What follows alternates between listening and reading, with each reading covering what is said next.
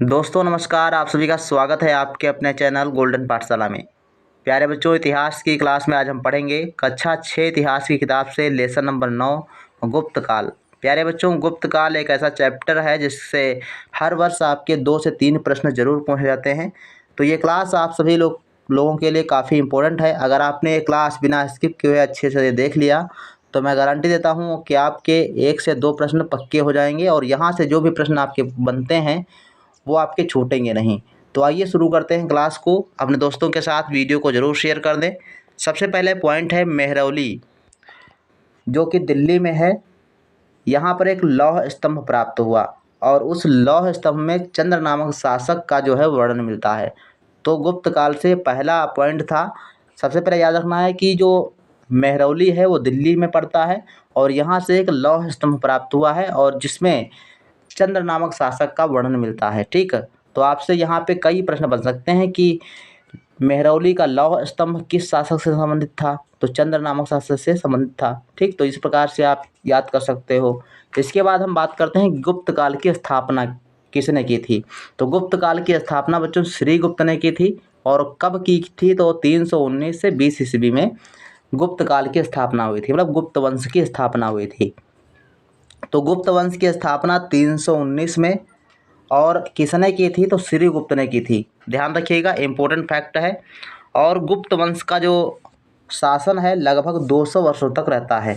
कितने वर्ष तक? 200 वर्षों तक शासन गुप्त वंश का होता है। गुप्त काल को स्वर्ण काल भी कहा जाता है। तो ये चीज़ें आपके लिए काफ़ी इम्पोर्टेंट हैं, कई बार प्रश्न भी बना है। तो गुप्त काल को स्वर्ण काल के नाम से जाना जाता है या स्वर्ण युग के नाम से जाना जाता है। इसके बाद है इस वंश का सबसे शक्तिशाली जो राजा था वो था चंद्रगुप्त प्रथम। ध्यान रखिएगा इसको, चंद्रगुप्त प्रथम जो था वो सबसे शक्तिशाली राजा था जिन्होंने महाराजाधिराज की उपाधि धारण की थी। किसकी? महाराजाधिराज की उपाधि धारण की थी और इसकी पत्नी का नाम था कुमार देवी। तो ध्यान रखिएगा, इम्पोर्टेंट है। सबसे शक्तिशाली राजा चंद्रगुप्त प्रथम था जिन्होंने महाराजाधिराज की उपाधि धारण की थी और इनकी पत्नी का नाम था कुमार देवी। ये आपकी किताब में लिखा हुआ है, तो प्रश्न आपसे बन सकता है।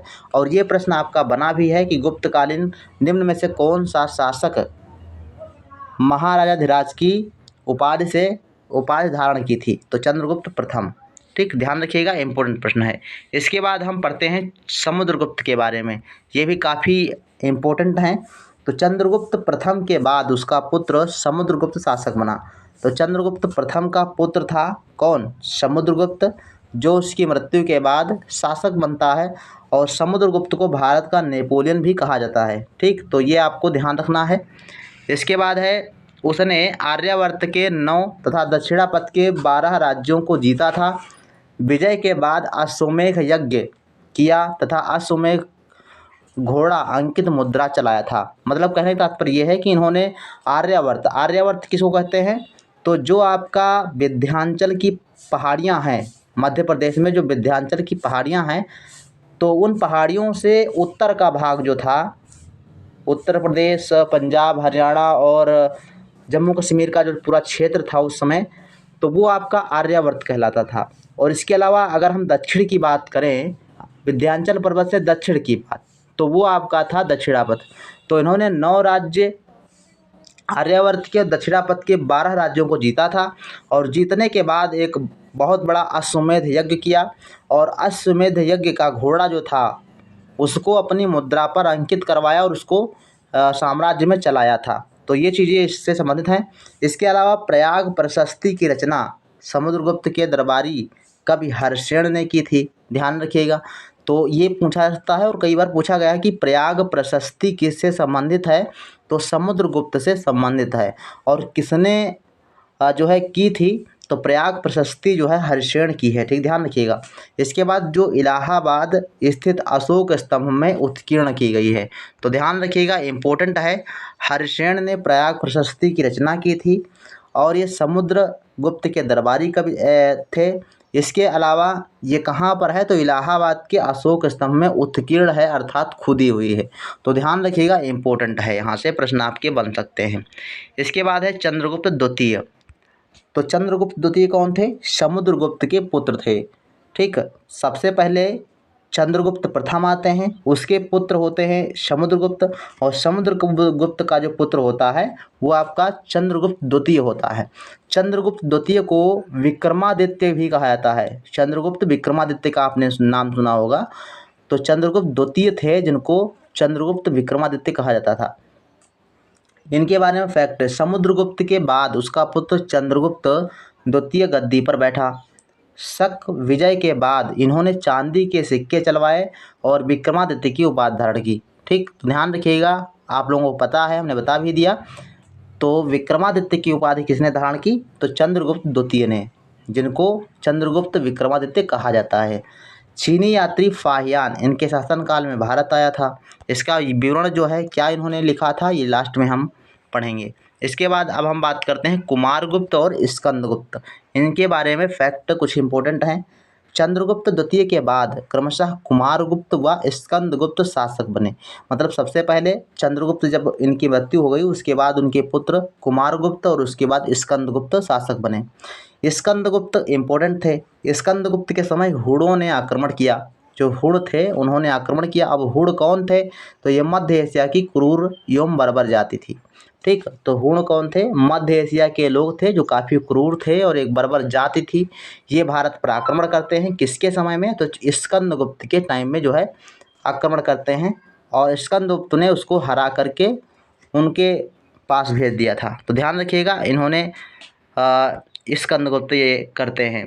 इसके बाद सुदर्शन झील का पुनः निर्माण किसने करवाया था? तो स्कंदगुप्त ने करवाया था। इम्पोर्टेंट है, ये प्रश्न आपका पूछा जा चुका है। सुदर्शन झील का पुनः निर्माण किसने करवाया था? तो स्कंदगुप्त ने करवाया था। ठीक, और हुड़ों को किसने पराजित किया था? तो हुड़ों को पराजित किया था स्कंदगुप्त ने। इसके बाद है प्रशासन। जो गुप्तकालीन प्रशासनिक व्यवस्था थी उसके बारे में थोड़ा सा अध्ययन करते हैं। तो गुप्त काल का केंद्र सम्राट होता था, अर्थात जो सारी शक्तियाँ थीं साम्राज्य की वो सम्राट में निहित होती थीं, और सम्राट को मतलब राजा को सम्राट कहते थे उस समय। इसके बाद है अमात्य। अब राजा के पास जो है सलाह देने के लिए मंत्रिपरिषद होती थी, और मंत्रिपरिषद के प्रत्येक सदस्य को अमात्य कहते थे। यानी जो गुप्तकालीन मंत्रिपरिषद होती थी उसके जो सदस्य होते थे उसको अमात्य कहा जाता था। ठीक है, और इसके बाद हम इसको थोड़ा सा समझते हैं। सबसे जो उच्च स्तर पर केंद्र की बात करें तो साम्राज्य, उसको पूरे राज्य को साम्राज्य कहते थे, जिसका जो मुखिया होता था वो सम्राट होता था। इसके बाद साम्राज्यों को कई प्रांतों में बांटा जाता था, और उन प्रांतों को भुक्ति कहते थे। ध्यान रखिएगा, प्रांत जो इस समय बटे हुए थे उनको भुक्ति कहते थे, और भुक्ति का जो मालिक होता था अर्थात जो मुखिया होता था उसको उपरिक कहते थे। ये प्रश्न आपसे बन सकता है कि गुप्त काल में भुक्ति के मालिक को या भुक्ति के प्रमुख को क्या कहा जाता है? तो उपरिक कहते थे। ठीक, ध्यान रखिएगा। इसके बाद है विषय। तो भुक्ति मतलब जो जिला जो प्रांत होते थे, प्रांतों को जिलों में बांटा गया था और जिलों को विषय कहा जाता था। ठीक, जिला जो होते थे वो विषय कहलाते थे, और विषय जो थे वो वीथियों में बटे हुए थे। ठीक, जिले की सबसे छोटी, जिले की जो छोटी इकाई थी वो थी वीथी। समझ आई बात? इसके बाद है वीथ के बाद ग्राम होते थे। जैसे आजकल की बात करें तो विषय जिला के बाद ब्लॉक या तहसील आते हैं, तो उस समय वीथ हुआ करती थी जो ग्रामों का समूह थी, और ग्राम जो था वो प्रशासन की सबसे छोटी इकाई थी, और कई ग्रामों को मिलाकर वीथी बनता था, और वीथियों को मिलाकर जिला बनता था, जिलों को बनाकर भुक्ति बनती थी, और भुक्तियों को मिलाकर एक पूरा साम्राज्य बनता था। ठीक, तो इस प्रकार से राजा शासन करते थे। इसके बाद हम टैक्स की बात कर लेते हैं। तो कर जो होता था वो उपज का 1/6 भाग जो है पड़ता था। जो किसान होते थे उनसे उपज का 1/6वां भाग जो है लिया जाता था। ठीक, इसके बाद जो कर्मचारी थे, कर्मचारियों को नगद वेतन ना देकर उनको भूमि जो है दी जाती थी। ये भी आपका यहाँ से फैक्ट बन सकता है। इसके बाद हम बात करते हैं धर्म। तो जो गुप्तकालीन शासक थे वो वैष्णव धर्म के अनुयायी थे। ध्यान रखिएगा, प्रश्न आपसे बन सकता है कि गुप्तकालीन शासक किस धर्म के अनुयायी थे? तो वैष्णव धर्म के अनुयायी थे। इसके बाद हम बात करते हैं गुप्त शासकों का राजकीय चिन्ह जो था वो गरुड़ था। इंपॉर्टेंट प्रश्न आपसे पूछा जाता है, गुप्तकालीन शासकों का राजकीय चिन्ह क्या था? तो गरुड़ था। इसके बाद हम बात करते हैं गुप्त शासकों की उपलब्धियां। गुप्त शासकों ने काफ़ी हद तक जो है सारे क्षेत्रों में विकास किया था, तो उसकी कुछ उपलब्धियां थी। सबसे पहले बात करते हैं सिक्कों की। तो कुछ सिक्कों पर समुद्रगुप्त की वीणा बजाते हुए चित्रित किया गया है। कुछ सिक्के हैं जिन पर समुद्रगुप्त को वीणा बजाते हुए जो है अंकित किया गया है। इससे ये जानकारी होती है कि जो गुप्तकालीन शासक थे वो काफ़ी हद तक संगीत के प्रेमी थे। इसके बाद हम बात करते हैं गुप्तकालीन दशावतार मंदिर और औरंगाबाद महाराष्ट्र की अजंता की गुफाएं प्रसिद्ध हैं। ये गुप्तकालीन थी, अर्थात जो गुप्त काल के समय में काफ़ी मंदिरों का विकास हुआ। तो उसमें इम्पोर्टेंट क्या है, दशावतार मंदिर और औरंगाबाद महाराष्ट्र में पड़ता है, अजंता की गुफाएं प्रसिद्ध हैं। तो आपसे पूछा जाता है कि औरंगाबाद महाराष्ट्र में किस प्रकार की गुफाएं हैं, तो अजंता की गुफाएं हैं। या पूछ सकता है कि अजंता की गुफाएं कहाँ हैं, तो औरंगाबाद महाराष्ट्र में हैं। इसके बाद हम बात करते हैं साहित्य। गुप्त काल में साहित्य काफ़ी हद तक लिखा गया, जिसमें कालिदास प्रमुख थे। कालिदास ने कई रचनाएं की थी, जिसमें इम्पोर्टेंट हैं अभिज्ञान शाकुंतलम, रघुवंशम और कुमार संभवम। याद रखिएगा, इम्पोर्टेंट ये पंक्तियां हैं, पूछी जाती हैं, पंक्तियां नहीं, सॉरी, ये रचनाएं हैं, ठीक है। तो अभिज्ञान शाकुंतलम, रघुवंशम, कुमार संभवम, ये कालिदास की रचनाएं हैं।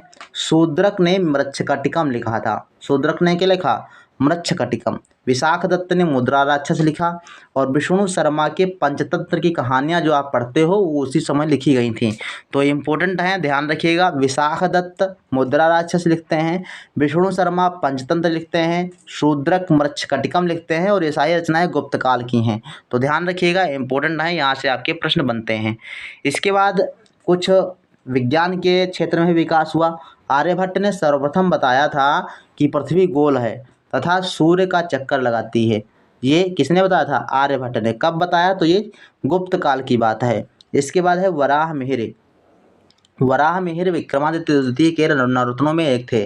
जो विक्रमादित्य द्वितीय थे, मतलब गुप्त का चंद्रगुप्त द्वितीय, या यहाँ पर थोड़ा सा गलत हुआ, जो चंद्रगुप्त विक्रमादित्य थे यानी चंद्रगुप्त द्वितीय, उनके नवरत्नों में से एक थे वराहमिहिर। इन्होंने ये बताया था कि कोई ऐसी शक्ति तो है जो सभी वस्तुओं को धरती से चिपकाए रखती है। अर्थात इसका मतलब ये है कि गुरुत्वाकर्षण का नियम सर्वप्रथम किसने बताया था, तो वराहमिहिर ने बताया था। ठीक, ध्यान रखिएगा, इंपॉर्टेंट है।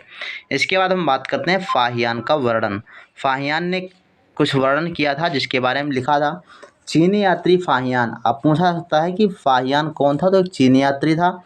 चंद्रगुप्त द्वितीय के समय में भारत आया। उन्होंने चंद्रगुप्त के शासन को बहुत अच्छा बताया और पाटलिपुत्र में एक विशाल चिकित्सालय देखा। गुप्त काल में लोग लहसुन, प्याज और शराब का सेवन नहीं करते थे, ऐसा उन्होंने अपनी पुस्तक में लिखा था। तो उससे हमको ये चीज़ें जानकारी मिलती है। इसके अलावा गुप्त काल का अंतिम शासक बुद्धगुप्त था, याद रखिएगा। अंतिम शासक बुद्धगुप्त, और गुप्त काल को भारत का स्वर्ण युग भी कहा जाता है। तो ये काफ़ी हद तक जो भी इम्पोर्टेंट फैक्ट थे वो हमने इस वीडियो के माध्यम से आपको बताए। अगर आपने ये सारा वीडियो अच्छे से देख लिया है, कॉपी पे नोट कर लिया है और याद कर लेंगे, तो कंफर्म है कि गुप्त काल से संबंधित कोई भी प्रश्न आपसे नहीं छूटेगा। मिलते हैं नेक्स्ट वीडियो में, तब तक के लिए धन्यवाद।